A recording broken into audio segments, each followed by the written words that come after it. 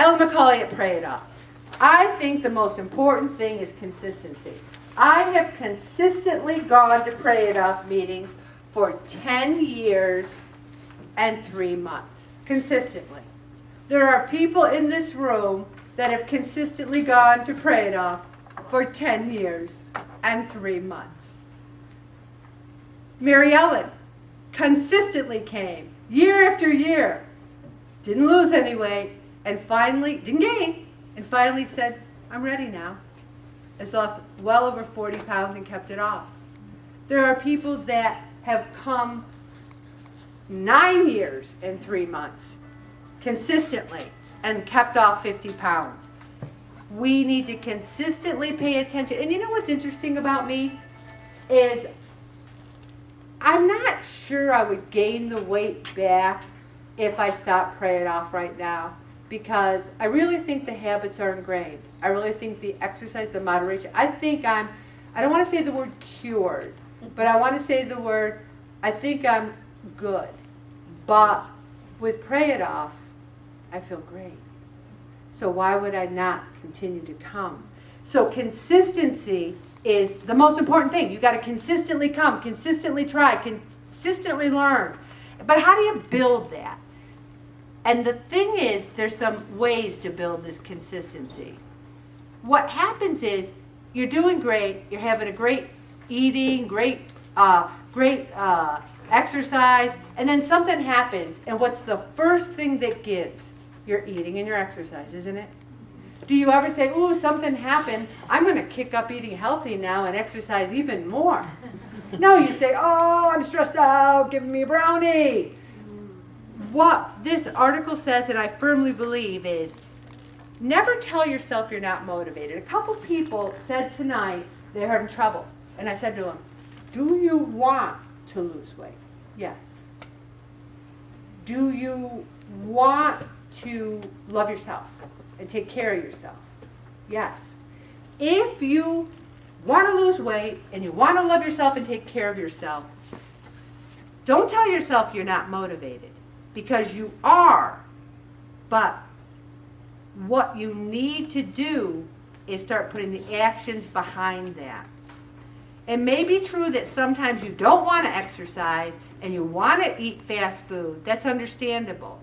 But it doesn't mean you're not motivated. It means you have to make a decision. All right, I don't really want to exercise. I want to eat fast food. And you need to make yourself a decision. Telling yourself you lack motivation is just a way of denying that you have a choice.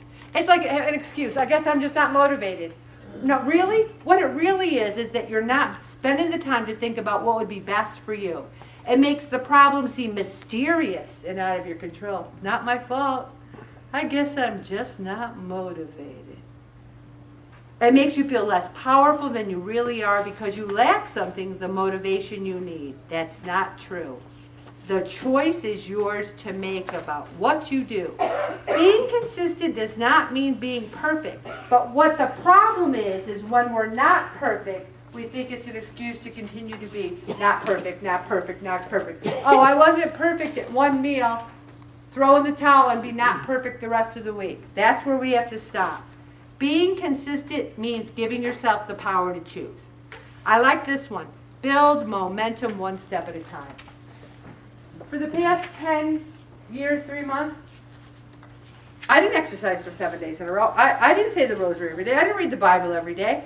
I built this momentum over months and days and weeks and years. Start with something easy. Say, Ellen says every week drink 8 glasses of water a day. Maybe if I say, I'll think of the poor people who are dying of thirst and offer it up. I cannot believe how many people still say to me, I just can't drink the water. I'm amazed at that. Start with that. Start by a relatively easy thing like saying, I'm going to drink the water. Also, set a goal of a 10-minute exercise with the weights, with soup cans, with anything. Easy goal. A team challenge. I like the tables. If everybody at the table at the group time says, why don't we all see if we can lose 1 pound next week, and then you have a little motivation, a little thing, just a little something to keep you going. And I like this. Get an excuse buster. If you need an excuse buster, guess who you can call? I will bust every single excuse you got. You call me and I will say, really? I'll be your excuse buster. And here's something important too. Always have a plan B. I go nowhere without 3 Lara bars in my person, in my purse, in my backpack, because I don't know if I'm going to get called out to a meeting, called out here. Lara bars to me, they're like 230 calories. To me, that's a meal replacement. I don't, and it's all natural, it's dates and nuts, or it's all fruit. I don't go anywhere without it, because what if I go someplace and the only thing they have is pizza? You know how many people have said, I had to eat it, there was nothing else. Nothing else there. And then I say, have a plan B. Have a plan B ready. Always stock your freezer with plan B stuff. And you know, whenever you say you can't exercise, I cannot believe how many calories I burn by marching in place. Marching in place is my go-to exercise. I put on those headphones and I play disco and I am burning it, baby. I believe in it and I recommend it to everyone. Also, it's the same in fitness. So many of us think, I'm going to eat healthy for this session and I'm going to exercise a little bit and then I'm going to quit. It's the rest of your life, everybody. And I think the operative word there is what? Life. Life. If we wrap our head around the fact that this is not a diet, this is not... Joanne, did you have fun in Florida? Did you have fun in Florida? She had fun. Wow. She kept food logs. She exercised and ate healthy, and she's still amazing. Imagine it.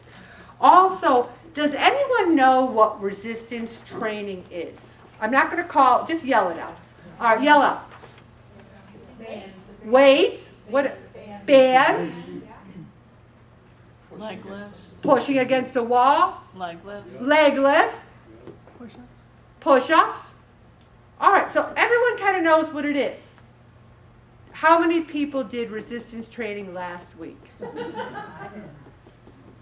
This is a weight loss group that prides itself on eating less and moving more. Let me ask that question again. How many people next week are going to do some form of resistance training? Yes! Go to a wall. Push yourself off of it. Get in your bed and go up, up, up. Get a soup can. 1, 2, 3. It's not rocket science, everyone. You move it. You move it. I mean, I want people before they leave to go, Ellen, can I put my finger on your arm? Because I have a muscle there now. I didn't have a muscle before.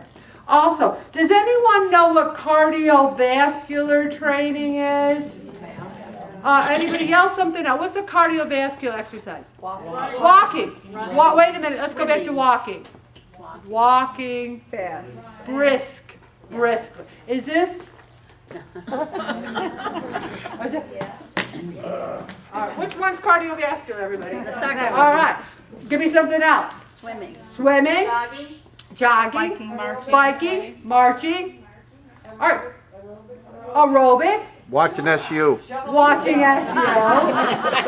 Shoveling snow is like if you're actually using a snow blower, not so much, although the walking snow, but really shoveling consistently, yes.